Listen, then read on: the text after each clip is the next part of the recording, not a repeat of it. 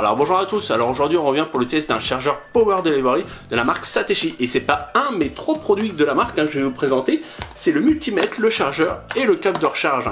Puisqu'au final, cette technologie est intéressante dans le sens où on va pouvoir vraiment alimenter plusieurs périphériques et ça part du téléphone, de la tablette, de la Switch par exemple, jusqu'au PC portable, puisque c'est une technologie qui peut monter jusqu'à 100 watts. Et c'est ça aussi l'intérêt d'avoir un câble qui est compatible, puisqu'on va monter en Opera jusqu'à 3 ampères. Et il faudra avoir tout qui soit compatible avec cette technologie. Mais à l'avenir, ça sera une technologie qui sera utilisée, on va dire, par toutes les marques, puisque même Apple l'utilise pour, par exemple, ses MacBooks. Et l'intéressant, c'est que ça va pouvoir être sur les différents produits sans être licencié. C'est-à-dire qu'ils ne vont pas payer pour utiliser la technologie Power Delivery. C'est-à-dire les marques peuvent l'utiliser sans problème, comparé par exemple à Qualcomm, où ils sont obligés de payer une licence à Qualcomm. Là, au final, ils ne sont pas obligés. Et ce qui est intéressant, c'est que le Power Delivery est compatible avec le Quick Charge. Et inversement, le Quick Charge est compatible avec les périphériques Power Delivery. Alors ça peut paraître des chinois comme ça, mais au final, c'est pour vous présenter un produit dans le sens où vous n'allez plus avoir qu'un seul chargeur qui va tout simplement recharger tous vos périphériques. C'est-à-dire, voilà, vous allez prendre un portable, un PC portable, un smartphone, la Switch, etc. Vous allez pouvoir avoir peut-être 4-5 produits différents, mais vous n'aurez plus qu'un seul chargeur. Voilà l'intéressant. Allez, on passe au déballage. Allez, c'est parti pour le déballage. Donc on va commencer par celui qui nous intéresse le plus, donc c'est-à-dire le chargeur. Alors ici on a le visuel avec, vous voyez, l'USB type C qui correspond au Power Delivery et l'USB type A qui permettra de la charge normale. Ici des caractéristiques, donc on nous a dit qu'on aura un maximum du 18 watts sur le type C. En tout on a 30 watts et donc au final on aura 12 watts maximum sur l'USB type A et qu'on a aussi une LED. Voilà, allez, on passe tout de suite à l'intérieur.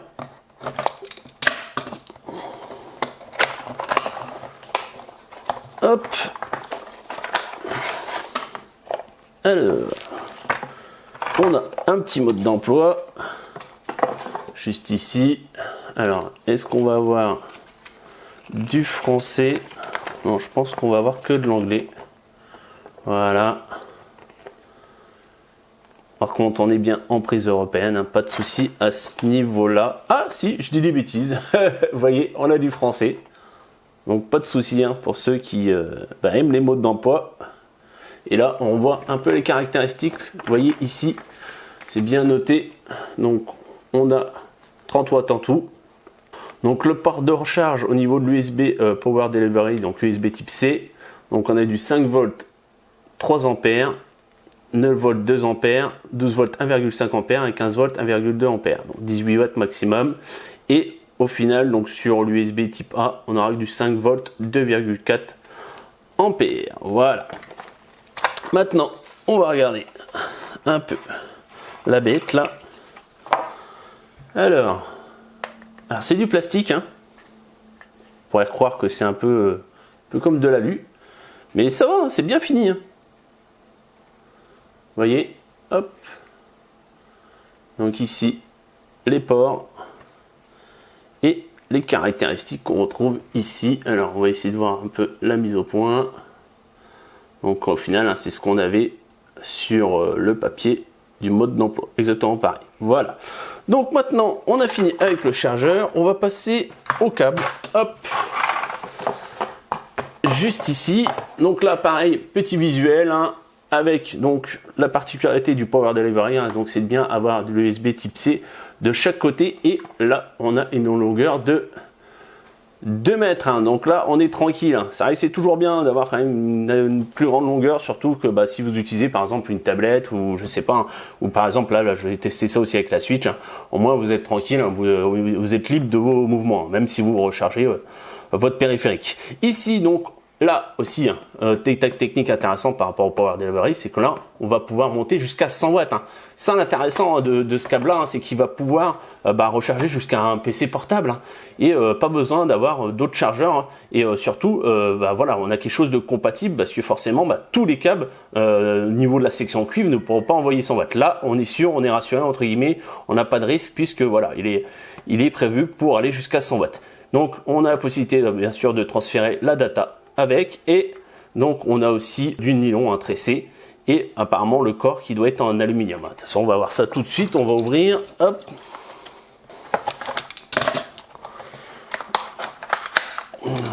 Voilà. Hop.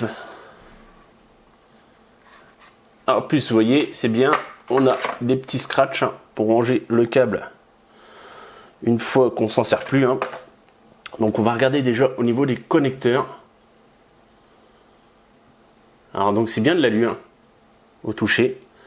Ça pareil j'aime bien. Ça permet d'éviter justement à force que le câble fasse trop de mouvement entre guillemets. Et c'est tout simplement se casse. Puisqu'on va dire c'est ces parties-là qui sont assez sensibles. Puis alors ce qui est bien avec l'USB Type C, c'est au moins vous êtes sûr de ne pas vous tromper, vous mettez dans un sens ou dans l'autre, il n'y aura pas de problème. Donc sur les deux, et donc au niveau du câble, vous avez vu la section vraiment très épaisse. Donc à ce niveau-là, puis on le ressent, au niveau du poids, on sent qu'il y a du cuivre dedans, donc pas de souci à ce niveau-là. Voilà, allez, maintenant on va passer au dernier, c'est-à-dire le multimètre. Donc en fait, il va tout simplement vous indiquer, vous voyez, le voltage et l'ampérage, ainsi que les milliampères-heure. Hop, donc comme ça, vous saurez à peu près ce que vous avez en taille de batterie sur votre périphérique.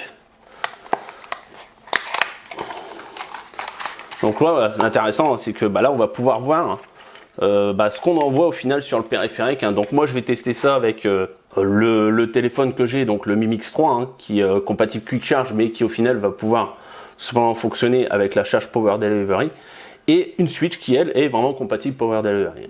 Donc voilà. Donc d'un autre côté USB Type C mâle et du femelle de l'autre côté. Voilà. Pas de bouton ou autre. Voilà. En tout cas, vraiment des produits bien finis. Pas de souci à ce niveau-là. Franchement, on sent qu'il y a quand même de la qualité à ce niveau-là, au niveau de ces trois périphériques. Donc maintenant, on a fini avec le déballage, on va passer au test. Allez, c'est parti pour le premier test. Donc j'ai pris mon Mi Mix 3 qui est complètement déchargé. Et l'intéressant, c'est que je vais le comparer avec mon test du Mi Mix 3 où j'avais utilisé de la Quick Charge 3.0 et je l'avais rechargé à peu près en 1h30.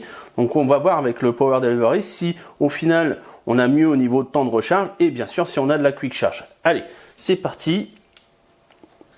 On branche. On démarre le chronomètre.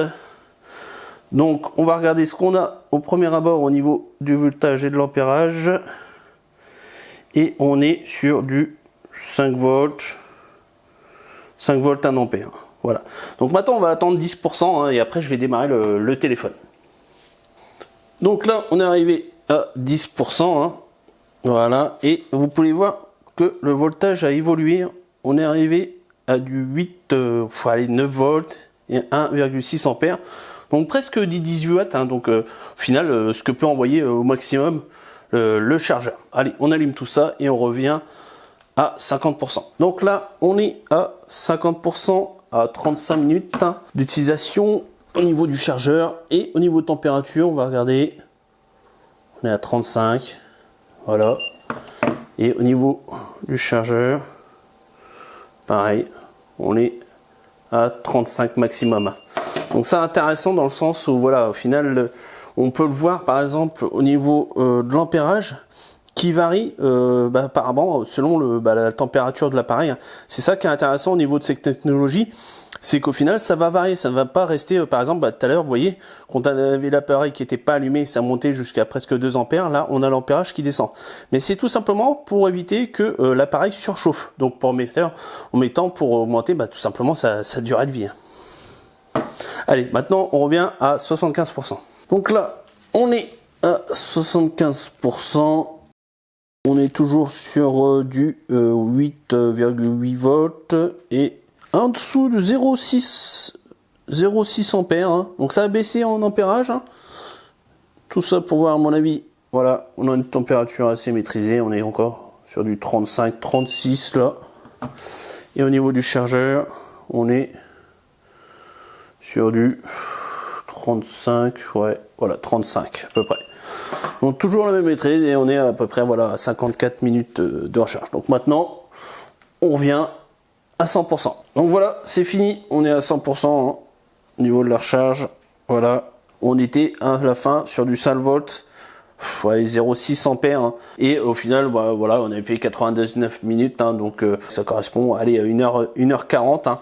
Donc à peu près le même temps de recharge que j'avais eu au final en Quick Charge 3.0, hein. Alors, un petit détail quand même à rajouter, hein, sur le fait qu'on a quand même un temps de recharge plus long avec le Power Delivery, c'est que quand j'avais fait le test avec le Quick Charge 3.0, c'était au mois de janvier, donc il faisait aux alentours de 20 degrés chez moi, que là on est en pleine canicule au mois de juillet, hein, et on est aux alentours de 30 degrés. Hein.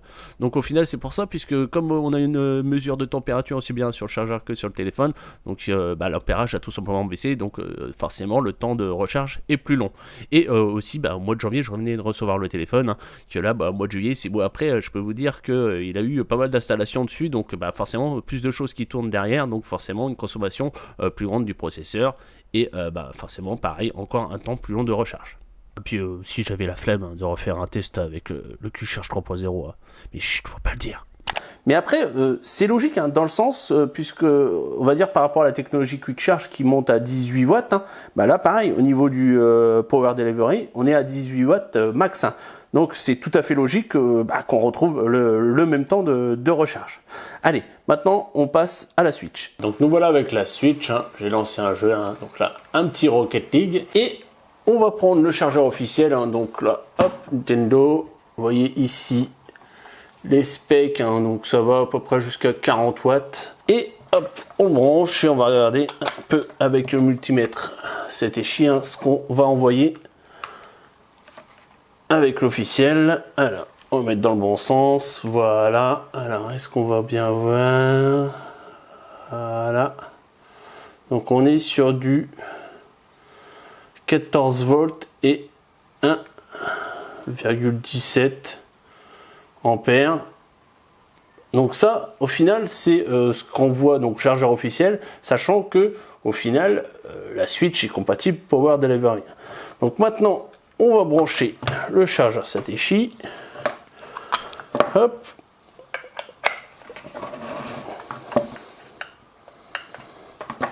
On va enlever le Nintendo. On va mettre le multimètre dessus. Donc toujours le jeu lancé. Voilà. Et on peut voir au final, c'est exactement pareil. On est sur du 14 volts et 1 ampère. Donc au final 14,7. Allez, on va dire ça fait du 15 watts maximum. Alors voilà, l'intéressant c'est que on va dire vous pouvez l'emmener en voyage avec vous. Au final, quand vous l'utiliserez, vous n'avez pas besoin du chargeur officiel, hein, vous pouvez très bien utiliser le chargeur Satechi. Alors, on va voir aussi ce que ça donne avec l'USB, hein, puisqu'on n'a pas testé encore l'USB. Et là, donc, ce que j'ai fait, j'ai pris une résistance qui va simuler une charge de 1 ampère, et si on passe le switch sur 1, sur 2 ampères. L'intéressant, c'est vraiment de voir si déjà ça prend en charge le Power Delivery ici, et en plus de ça, une charge de, normalement ça va jusqu'à 2,4 ampères, là on ira jusqu'à 2 ampères. Hop, on branche dessus. Donc là, on est sur 1 ampère, et on va passer à 2. Voilà, donc on est à 1,70, hein, on n'arrive jamais à tomber sur 2 exactement. Et on peut voir que ça n'a pas bougé, hein. À ce niveau-là, on est bien sur du 14,7 et à peu près 1 ampère. Ça correspond bien à ce qu'on nous dit au niveau du 30 watts du chargeur, hein. Pas de souci à ce niveau-là au niveau des détails techniques. Bon, on a fini avec tout le test, hein, on va passer à la conclusion. Donc voilà, c'est le temps de la conclusion, et je voudrais faire un reproche, mais surtout pas à Satechi, hein, puisqu'ils font vraiment du très bon matos, hein, que ce soit au niveau du chargeur qui ne chauffe pas du tout, hein, le câble, voilà, de très bonne conception, le multimètre qui fonctionne très bien, mais on va dire c'est au niveau de la technologie qui manque tout simplement d'informations. C'est vrai que c'est bête, hein, puisqu'au final, on peut voir que ça fonctionne en quick charge. Vous voyez, avec la Switch, pas de souci, ça fonctionne sans problème, et sûrement avec les PC portables ou autre, hein. C'est vrai que cette technologie vous permet tout simplement d'être un peu écologique, puisque vous allez tout simplement utiliser un seul chargeur, et tout simplement pas en acheter une multitude ou en utiliser une multitude. Et puis à l'intérieur, c'est pareil, vous partez en voyage, hein, vous en prenez qu'un et vous êtes tranquille. Donc voilà, le petit test du chargeur Satechi est fini, hein. Donc si ça vous intéresse, hein, je vous mettrai tous les liens dans la description, aussi bien au niveau du chargeur, du câble et du multimètre, hein. Et comme d'habitude, hein, abonnez-vous, likez, partagez. Ciao, bye bye.